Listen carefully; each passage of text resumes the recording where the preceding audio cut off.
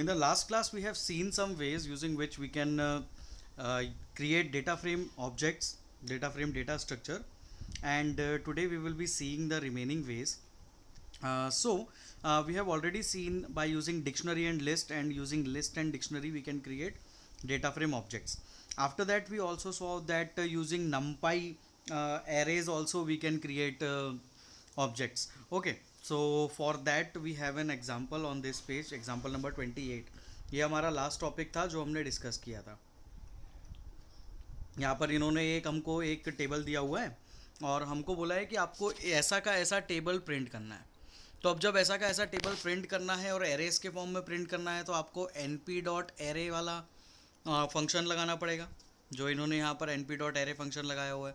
और np dot array function जब लगता है तो उसके अंदर सारी रोज को स्क्वायर ब्रैकेट्स के अंदर पास किया जाता है. तो यहाँ पर भी 3 नंबर ऑफ रोज थी तो 3 नंबर ऑफ रोज को स्क्वायर ब्रैकेट्स में पास कर दिया.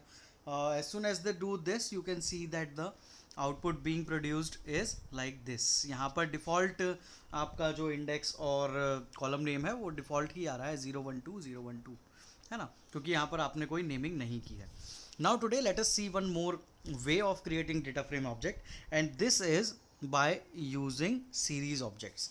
ऑलराइट, सीरीज ऑब्जेक्ट्स का यूज़ करके हम कैसे एक डेटा फ्रेम ऑब्जेक्ट क्रिएट कर सकते हैं वो देखते हैं. तो यहाँ पर आपको क्या करना पड़ेगा, सबसे पहले हमको क्या करना पड़ेगा, कुछ सीरीज ऑब्जेक्ट्स क्रिएट करने पड़ेंगे.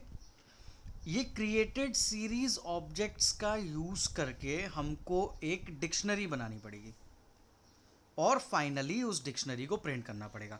यही यहाँ पर बोला गया है, आपको एक डेटा फ्रेम ऑब्जेक्ट क्रिएट करना है किसका यूज़ करके, 2D डिक्शनरी का यूज़ करके. अब ये 2D डिक्शनरी कैसे बनी, तो ये 2D डिक्शनरी बनी सीरीज ऑब्जेक्ट्स की वैल्यूज़ से. समझना, सीरीज ऑब्जेक्ट्स की वैल्यूज़ का यूज़ करके एक हमने डिक्शनरी बनाई और उस डिक्शनरी को प्रिंट किया. चलिए let us see with an example. Here as you can see they have given one staff variable, one salaries variable.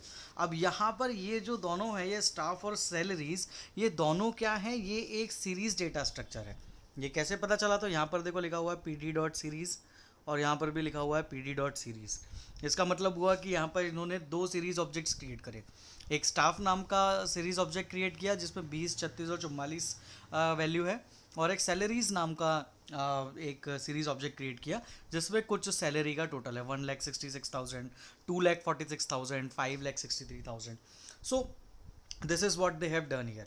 Now once you have these two what you can say series data structures created, now अब क्या करना है आपको, अब आपको 2D dictionary create करना है जिसमें इन दोनों का यूज़ करना पड़ेगा. तो देखते हैं, अब हमने एक स्कूल नाम का एक डिक्शनरी क्रिएट किया. कैसे पता चला कि डिक्शनरी है, क्योंकि उसके बाद ऐसा करली ब्रैकेट लगा हुआ है और करली ब्रैकेट का मतलब होता है कि वो एक डिक्शनरी है. अब यहाँ पर देखो, उन्होंने डिक्शनरी में क्या होता है, की वैल्यू पेयर होता है. ठीक है, अब यहाँ पर इन्होंने कौन कौन सा की वैल्यू पेयर यूज़ किया है, तो चलो देखते हैं. एक पीपल नाम का और अमाउंट नाम का, ये दोनों क्या ले रखी हैं, ये दोनों कीज़ ले रखी हैं. ये दोनों की ले रखी है, मतलब ये कहाँ पर प्रिंट होंगी, ये प्रिंट होंगी कॉलम के नेम में. इतना हमको याद है. कीज़ जो होती है वो कॉलम का नेम बन जाती है.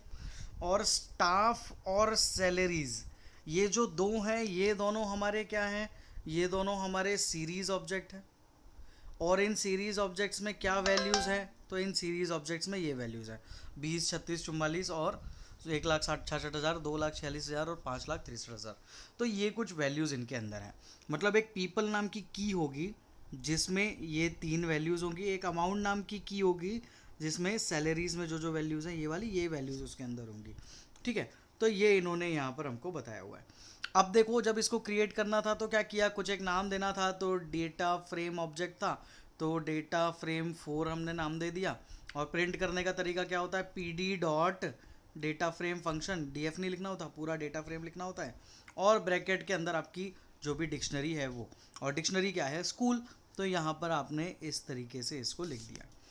जैसे आप इसको इस तरीके से लिखोगे और प्रिंट करोगे तो आप देखोगे कि जो ये अमाउंट और पीपल जो आपका कीज़ थे, those keys have already been counted as the column name, and all the other things 1,66,000, 2,46,000, 5,63,000, 20, 36, 44. These were the values which were there in the series data structure. So those have came into the column of values. तो ये values के column में आ गया है. तो ये एक तरीका है जिसमें हम सीरीज ऑब्जेक्ट्स का इस्तेमाल करके डेटा फ्रेम ऑब्जेक्ट क्रिएट कर सकते हैं. यहाँ पर एक एग्जांपल दिया हुआ है, चलो उस एग्जांपल को थोड़ा सा समझने की कोशिश करते हैं. Consider two objects, staff and salaries that store the number of people in various office branches and salaries distributed in these branches respectively. देखो इतना बड़ा टेक्स्ट लिखा हुआ दिखे उससे डरने की ज़रूरत नहीं है. उन्होंने क्या बोला है कि एक स्टाफ नाम का और एक सैलरीज नाम का सीरीज ऑब्जेक्ट है. ठीक है, दो सीरीज ऑब्जेक्ट्स हैं जिसमें स्टाफ और सैलरीज दो कॉलम्स है. अब वो कहीं के भी हो, किसी भी ब्रांच ऑफिस के हो, कितनी भी सैलरी उनको वहाँ पर डिस्ट्रीब्यूट होती हो, वो तो बस एक टेक्स्ट है, वो एक बस इन्होंने वर्ड्स लिखे हुए हैं. बट जो इम्पोर्टेंट पार्ट था इसका, वो इम्पोर्टेंट पार्ट क्या था कि सैलरी और स्टाफ नाम के दो क्या आपको क्रिएट करने हैं, ये दो आपको सीरीज ऑब्जेक्ट्स क्रिएट करने हैं. ठीक है, ये इंपॉर्टेंट था. तो हम क्या करेंगे, सबसे पहले ये सीरीज ऑब्जेक्ट्स क्रिएट कर लेंगे. जैसे ऊपर बनाए थे वैसे ही समझ लो, यहाँ पर ये दोनों सीरीज ऑब्जेक्ट्स क्रिएट कर लिए. आगे बढ़ते हैं. अब क्या करना है हमको, यहाँ देखना है. Write a program to create another series object that stores average salary per branch and then create a data frame object from these series objects. मतलब आपको क्या करना है, जितनी भी सैलरी बांटी उसका एवरेज निकालना है. एवरेज कैसे निकालते हैं, total salary upon number of people. तो टोटल सैलरी कितनी है, 2,79,000 plus 3,96,800 plus 5,63,000 divided by 20 plus 36 plus 44. ये 36, 44 और 20 मतलब ये 100. तो ये अपॉन में 100 हो जाएगा. और जैसे ही इसको डिवाइड करोगे जो जो वैल्यू आएगी वो क्या होगा, एवरेज होगा. यही होता है ना average, total values upon number of values, है ना. वैल्यूज़ का टोटल और नंबर ऑफ वैल्यूज़ कितनी थी, तो यहाँ पर नंबर ऑफ वैल्यूज़ कितनी थी, 3 थी. मतलब नंबर ऑफ वैल्यूज़ कितनी थी, 20, 36 और 44. तो इनका टोटल आ जाएगा 100. और ये जो सीरीज सैलरी है इनको प्लस कर दिया. तो नीचे वाली लाइन में देखो, यहाँ पर इन्होंने लिख रखा है ये एवरेज कैसे निकाला, तो सैलरीज अपॉन स्टाफ. तो क्या होगा, एक वैल्यू आएगी. अब इन्होंने क्या किया, चलो इतना तो हो गया. आप लोगों ने दो सीरीज ऑब्जेक्ट्स क्रिएट करना थे, वो क्रिएट कर लिए. एवरेज एक नई चीज़ निकालने का बोली थी, एवरेज का फॉर्मूला पता था, आपने फॉर्मूला लगा दिया. नाउ व्हाट, अब आपको क्या करना है, अब आपको क्या डेटा फ्रेम ऑब्जेक्ट बनाना है कि जिसमें उनकी अमाउंट, उनकी नंबर ऑफ पीपल और उनका एवरेज निकल कर आए. तो उसके लिए हमने एक ORG, ठीक है, एक ORG नाम का हम यहाँ पर क्या कर रहे हैं, हम एक डिक्शनरी क्रिएट कर रहे हैं. ये देखना ORG. अब ORG के अंदर देखो वही जो हमने ऊपर वाले एग्जाम्पल में किया था, ये वाले एग्जाम्पल में वही काम हमने यहाँ पर किया है. क्या किया हमने, पीपल, अमाउंट, ये दो वेरिएबल्स लिए. पीपल के अंदर स्टाफ को डाल दिया की वैल्यू पेयर के अकॉर्डिंग, और कॉमा लगा के अमाउंट में की, अमाउंट एक की हो गई, और वैल्यूज़ में क्या डाल दिया, सैलरीज डाल दिया. और कॉमा लगाकर जो तीसरा काम इन्होंने हमको बोला था, क्या बोला था कि आपको एवरेज निकालना है. तो चलो एवरेज निकालना है, तो एवरेज का यहाँ पर एक वेरिएबल ले लिया एवरेज, और वैल्यू में डाल दिया AVG, और जो भी वैल्यू आएगी वो यहाँ पर ये लोग लिख देंगे. ठीक है, तो देखो अब यहाँ पर इन्होंने क्या किया ना, अल्टीमेटली जब आउटपुट आया तो आपको आउटपुट प्रिंट करने के लिए आपको क्या करना रहता है, तो DF5 PD dot data frame और जो आपकी डिक्शनरी है उसका नाम. तो इन्होंने डिक्शनरी का नाम यहाँ पर लिख दिया और उसको अल्टीमेटली प्रिंट फंक्शन लगा दिया उस पर. तो जैसे ही आपने ये प्रिंट फंक्शन लगाया तो जो आपको आउटपुट प्रोड्यूस होकर मिला, इस आउटपुट को थोड़ा एनालाइज करते हैं. देखो, 3 आपने की वैल्यूज़ दी थी, तो 3 कीज़ दी थी, कौन कौन सी दी थी, तो वो यहाँ पर दे दी इन्होंने, अमाउंट, एवरेज और पीपल. अब यहाँ पर ये 279,000 जो है इसको 20 से डिवाइड किया है, क्योंकि ये अब क्या हो रहा है, अभी आपको टोटल का एवरेज बात करते तो वो तीनों जुड़ते और यहाँ के सारे पीपल जुड़ते और एवरेज आता. पर यहाँ पर क्या बोला है, 3 अलग अलग ऑफिसेज हैं जहाँ पर 20 एम्प्लॉई है, एक में 36 एम्प्लॉई है, एक में 44 एम्प्लॉई है. तो यहाँ पर क्या होगा, 279,000 divide by 20, 396,800 divide by 36, 563,000 divided by 44. तो आपको ये वाली वैल्यूज़ आउटपुट में आती हुई दिखेंगी.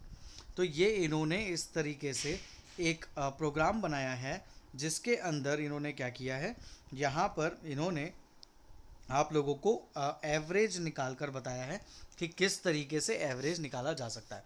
एक बार आप लोग इस एग्जाम्पल को गो थ्रू करना, समझना क्या आपको क्लियर है या नहीं। आप लोगों को आवाज़ आ रही है? Yes sir. अब देखो फिफ्थ वे, 4 वेज देख लिए, ये एग्जाम्पल एक बार आपको देखना पड़ेगा, ठीक है। अब फिफ्थ एग्जाम्पल जो फिफ्थ वे है क्रिएट करने का, वो क्या है अब उसको देखते हैं। Creating a data frame object from another data frame object. अभी हमने क्या देखा, डेटा फ्रेम ऑब्जेक्ट क्रिएट किया सीरीज ऑब्जेक्ट्स का यूज करके और उसको डिक्शनरी में इनपुट करके और वैल्यू प्रिंट कर ली। But now what we are doing, we are creating a data frame object which will be created from another data frame object. So let us see, जैसे कि मेरे पास एक डेटा फ्रेम ऑब्जेक्ट है जो कि है ये मेरे पास ऑलरेडी एक डेटा फ्रेम ऑब्जेक्ट है, ठीक है, जिस df1 इसका नाम है। df1 में क्या वैल्यू है, 1 2 3 4 5 6। अब मुझे क्या करना है, इस df1 का यूज करके एक नया डेटा फ्रेम क्रिएट करना है। तो ये काफ़ी सिंपल होता है यहाँ पर नया डेटा फ्रेम क्रिएट करना। तो देखो यहाँ पर आप लोगों को क्या करना पड़ेगा, ये देखो, जब आपको नया डेटा फ्रेम क्रिएट करना होता है तो नया डेटा फ्रेम क्रिएट करने का क्या तरीका होता है, तो ये देखते हैं। आप लोगों को क्या करना पड़ेगा, pd dot data frame function input करना पड़ेगा और ये किस पे लगाना पड़ेगा, आपके पुराने वाले डेटा फ्रेम पर जो कि ऑलरेडी क्रिएटेड है। क्या है उसका नाम, उसका नाम है df1, ठीक है। तो मैंने यहाँ पर pd dot data frame function लगाया df1 पर। जैसे df1 पे फंक्शन लगाया तो यहाँ पर क्या होगा, ये df1 जो मेरा ऑलरेडी एक डेटा फ्रेम है, इसका यूज़ करके एक डेटा फ्रेम क्रिएट करेंगे, क्योंकि यहाँ पर pd dot data frame function लगाया है। तो pd dot data frame function का काम ही होता है डेटा फ्रेम क्रिएट करना। तो pd डॉट डेटा फ्रेम ने डेटा फ्रेम क्रिएट किया। किसका डेटा फ्रेम क्रिएट किया, ऑलरेडी जो एक डेटा फ्रेम है उसका डेटा फ्रेम क्रिएट किया, है ना। अब इसको कहाँ पर स्टोर करना है, तो इसको स्टोर कर दिया मैंने df न्यू के अंदर, मतलब मैंने नाम दे दिया डेटा फ्रेम न्यू। ये df न्यू क्या है, एक नया डेटा फ्रेम है जो मैंने क्रिएट किया। अब मैं इस नए डेटा फ्रेम को प्रिंट करके देखता हूँ। तो आप जब इस नए डेटा फ्रेम को प्रिंट करोगे तो आप देखोगे कि इसका आउटपुट कुछ इस तरीके से आ रहा है, जो कि ऊपर वाले डेटा फ्रेम के एग्जैक्टली बिल्कुल रेप्लिकेटेड है, बिल्कुल डुप्लीकेट डेटा है df1 का ही, है ना। तो यहाँ पर डेटा फ्रेम ऑब्जेक्ट क्रिएट करने के लिए आप लोगों ने देखा कि यहाँ पर pd dot data frame function इस्तेमाल करना पड़ता है। और pd dot data frame function किस पे इस्तेमाल करोगे, ऑलरेडी क्रिएटेड डेटा फ्रेम पर, और इसको एक नए वेरिएबल में स्टोर कर लोगे, जैसे कि df1 df new df2 what ever it may be. तो यहाँ पर ये दूसरा डेटा फ्रेम भी क्रिएट कर देगा। आगे बढ़ते हैं। अब देखो यहाँ पर इन्होंने एक और छोटा सा टॉपिक दिया हुआ है जो कि लिखा हुआ है डिस्प्लेइंग अ डेटा फ्रेम। डेटा फ्रेम को डिस्प्ले करने का क्या तरीका होता है, तो प्रिंट फंक्शन लगाते हैं और हम उसको डिस्प्ले कर सकते हैं, ठीक है, ये इन्होंने बताया है। नेक्स्ट थिंग जो हमने सीरीज एट्रीब्यूट्स देखे थे, सिमिलरली यहाँ पर डेटा फ्रेम एट्रीब्यूट्स भी हैं, वो सारे के सारे सेम हैं, उसमें कुछ अलग नहीं है। जो सीरीज डेटा स्ट्रक्चर के एट्रीब्यूट्स होते थे वही डेटा फ्रेम डेटा स्ट्रक्चर के भी एट्रीब्यूट्स होते हैं, ठीक है। तो अगर हमने वहाँ पर देखा है तो यहाँ पर भी वही सारी चीज़ें होती हैं। यहाँ पर इन्होंने एक dfn नाम का एक डेटा फ्रेम क्रिएट किया हुआ है। इस dfn नाम के डेटा फ्रेम को इन्होंने यूज़ किया हुआ है और इसको यूज़ करके इन्होंने सारे एट्रीब्यूट्स लगाए, dfn dot index, dfn dot columns, dfn dot axes, dfn dot d types. तो ये सारे एट्रीब्यूट्स यहाँ पर इन्होंने इनपुट करे हैं और उनके आउटपुट्स भी आपको नीचे देखने को मिल रहे हैं। It is as much similar as we saw in the series data structure। आगे बढ़ते हैं। Getting number of rose in a data frame. अब नंबर ऑफ रोज अगर आपको चाहिए है कि कितनी नंबर ऑफ रोज हैं इस डेटा फ्रेम में, तो वो काउंट करने के लिए यहाँ पर एक लेंथ फंक्शन होता है जिसको len लिखा जाता है, ठीक है। ये len क्या करता है, len लेंथ काउंट करने का काम करता है, लेन फंक्शन। ये लेन फंक्शन क्या करेगा, काउंट द नंबर ऑफ रोज, कितनी नंबर ऑफ रोज हैं वो काउंट करेगा। अब इसमें भी एक आप कह सकते हो कि एक और कैच है। यहाँ पर इन्होंने एक और चीज़ बताई है कि अगर आपको यहाँ पर नंबर ऑफ कॉलम्स अगर आपको काउंट करना हो, देखो अगर आपको नंबर ऑफ कॉलम्स काउंट करना हो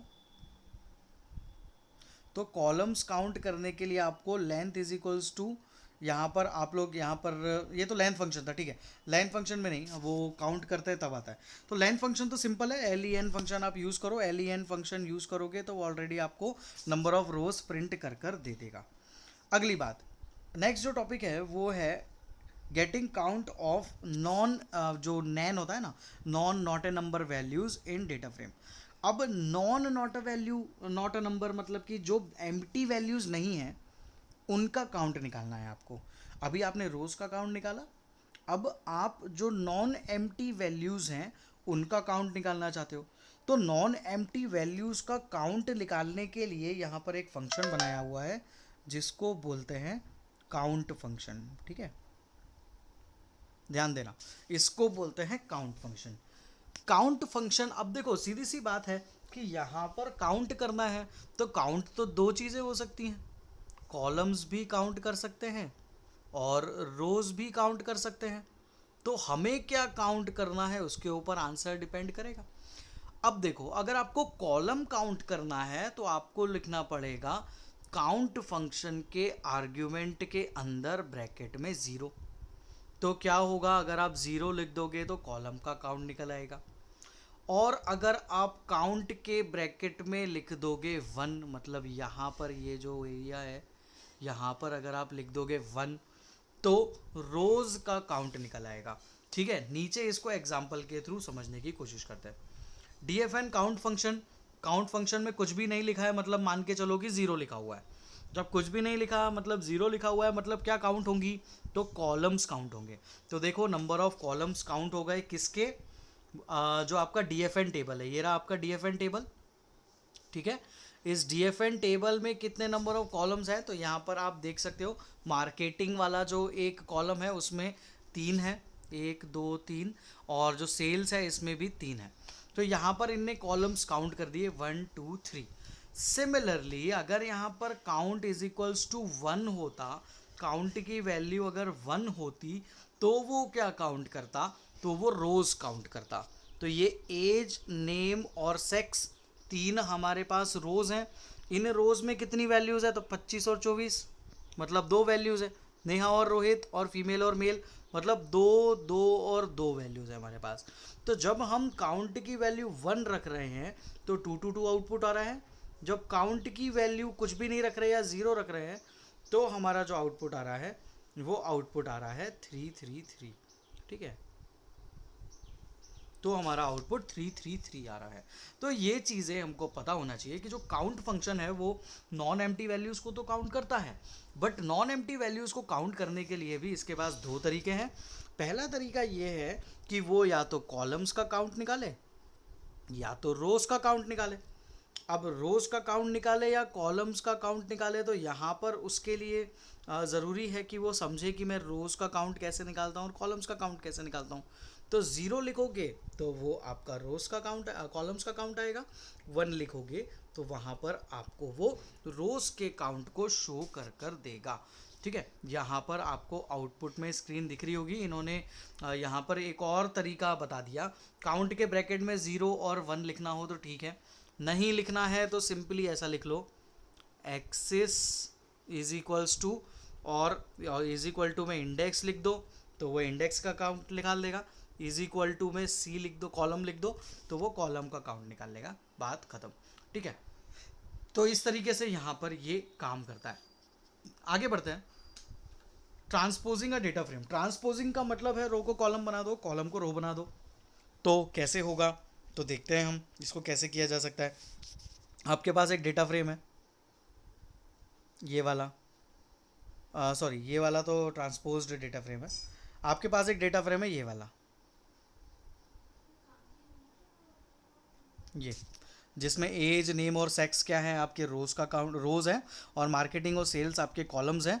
और कॉलम्स में तीन वैल्यू दिख रही है, मार्केटिंग कॉलम में 25 नेहा और फीमेल, सेल्स कॉलम में तीन वैल्यू दिख रही है 24 रोहित और मेल, और आपको एज नाम के रो में दो वैल्यूज़ दिख रही है 25 24, और यहाँ पर इस तरीके से आप देख सकते हो।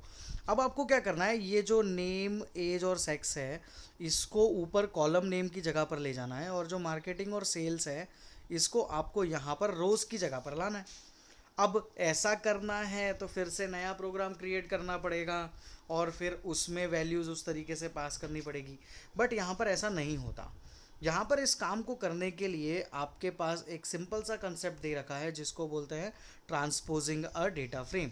और ट्रांसपोज करने के लिए आपको कुछ नहीं करना होता है, जो भी आपका डेटा फ्रेम ऑब्जेक्ट का नाम है, जैसे df1, तो df1 लगा दो और डॉट करके लिख दो टी।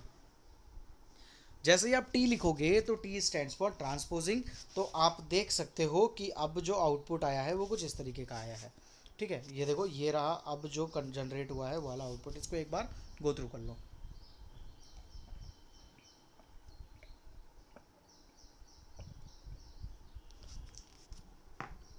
ऑलराइट, एग्जाम्पल नंबर 30 देखते हैं। एग्जाम्पल नंबर 30 क्या बोल रहा है, थोड़ा सा समझते हैं। Write a program to create data frame to store weight, age, names of 3 people, print the data frame and its transpose. बहुत बहुत सिंपल है। यहाँ पर आपको क्या प्रिंट करना है, वेट, एज और नेम। अब जब आपको वेट, एज और नेम प्रिंट करना है तो आप सिंपली क्या करोगे, किसी एक डेटा फ्रेम में उस वैल्यू को पास कर दोगे। तो या तो आप क्या करो, वेट नाम का एक लिस्ट बना लो, नेम नाम का एक लिस्ट बना लो, एज नाम का एक लिस्ट बना लो। इन तीनों की लिस्ट बनाकर आप क्या करो, इन पे PD dot data frame function लगा दो लिस्ट पे। तो क्या होगा, तो आपको कुछ इस तरीके का डेटा फ्रेम बनकर मिलेगा। इन्होंने क्या किया है, इन्होंने जो तरीका अपनाया है उसको समझो। ये वाली जो कुछ लाइंस लिखी हुई है उसको समझो। इन्होंने क्या किया, सीधे ना तो लिस्ट में स्टोर किया ना कुछ किया, इन्होंने सीधे ही इसको एक डिक्शनरी में स्टोर कर दिया। और इस डिक्शनरी पे स्टोर करने के बाद डायरेक्टली उस डिक्शनरी पे PD dot data frame function लगा दिया और उसको डीएफ के अंदर स्टोर कर दिया और अल्टीमेटली डीएफ को प्रिंट कर दिया।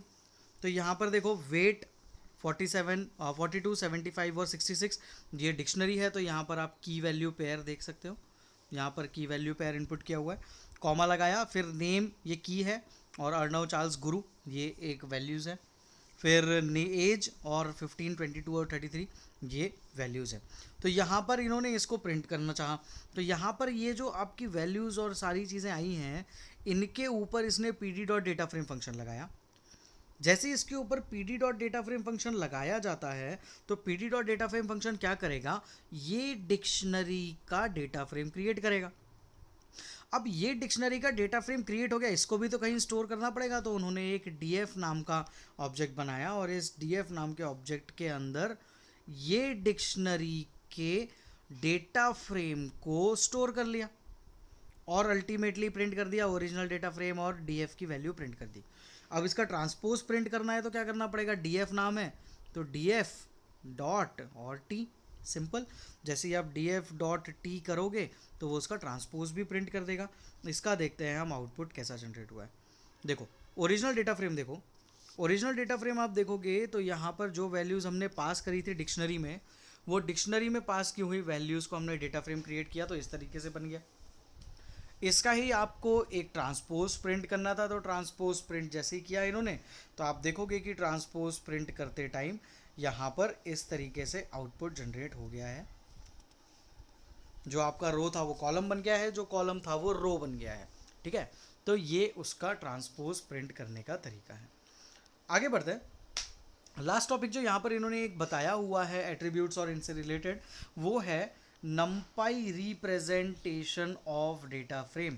अभी डेटा फ्रेम कैसे प्रिंट हो रहा है, रोज, कॉलम्स इस तरीके से प्रिंट हो रहा है। पर अगर आपको डेटा फ्रेम इस तरीके से प्रिंट नहीं करना है और आपको डेटा फ्रेम कैसे प्रिंट करना है, एरेस के फॉर्म में, जैसा नंपाई में प्रिंट होता है ना, एरेस के फॉर्म में, आपको इस तरीके से एरेस के फॉर्म में अगर डेटा को प्रिंट करना है तो एरेस के फॉर्म में भी डेटा प्रिंट किया जा सकता है। उसके लिए क्या करना पड़ेगा, जैसे ये आपका डेटा फ्रेम बना डीएफ, ये वाले एग्जांपल नंबर 30 में जो डेटा फ्रेम बना ना, ये बना आपका डीएफ। तो आप क्या करोगे, सिंपली ये जो डीएफ नाम का आपका डेटा फ्रेम बना, उसी के ऊपर नंपाई का एक फंक्शन होता है जिसको बोलते हैं वैल्यूज़ फंक्शन। तो यहाँ पर df डॉट वैल्यूज़ फंक्शन आप इनपुट कर दोगे। देखो मैं यहाँ पर अच्छे से लिखता हूँ उसको, df डॉट वैल्यूज़। जैसे ही मैं D F dot values function input करूँगा तो इसके अंदर की जो वैल्यूज़ हैं वो सारी की सारी वैल्यूज़ के साथ क्या होगा, वो सारी की सारी वैल्यूज़ को यहाँ पर क्या किया जाएगा, एक एरे के फॉर्म में प्रिंट कर दिया जाएगा। इस तरीके से एरेज के फॉर्म में अब आपको आउटपुट देखने को मिलेगा। So this is a way using which what you can do, you can use the नमपाई representation of data frame also. मतलब डेटा फ्रेम स्ट्रक्चर के तरीके से तो हम प्रिंट कर ही रहे थे, पर उसको हम नमपाई का जो आपका रिप्रेजेंटेशन होता है उस फॉर्म में भी प्रिंट कर सकते हैं। That is also possible. Next जो टॉपिक है वो है सिलेक्टिंग और एक्सेसिंग डेटा। इसको हम हमारी नेक्स्ट क्लास में देखेंगे, इस क्लास में नहीं।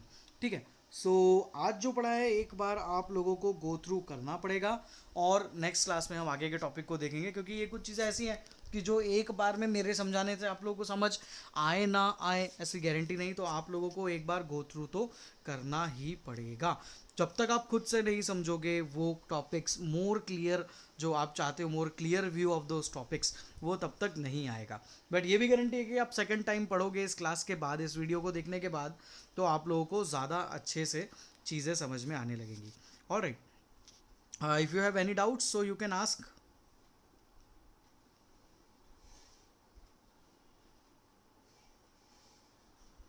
Okay then, thank you.